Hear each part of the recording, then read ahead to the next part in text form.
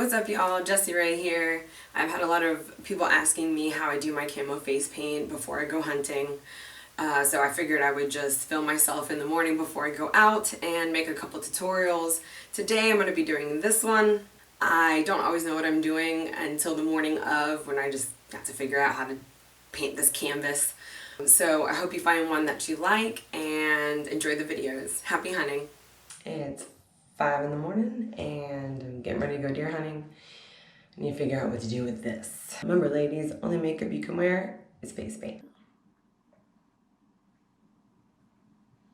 And it doesn't have to be like perfect.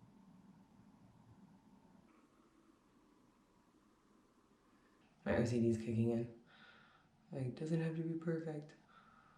Tell my OCD that. I'm just gonna go right in between.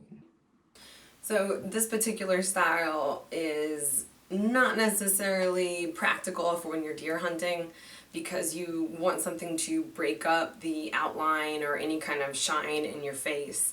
Especially me being so porcelain, I definitely need to have something covering my face because I'm going to stand out to a deer or any other animal that you're hunting.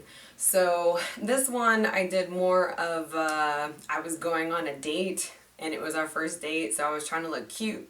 I don't know how to do makeup or eyeliner, but I know how to do camo face paint. So this style I named the Artemis style, which is the Greek goddess of hunting. So it's not as practical, but it does look really cute, especially if you happen to be going on a date in the woods, which is like the best date ever.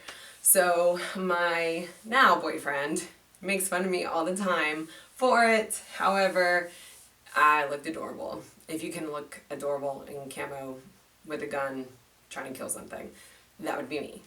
I think that would be just fine. And that's how I do my camo paint for today. Hopefully I'll get a buck.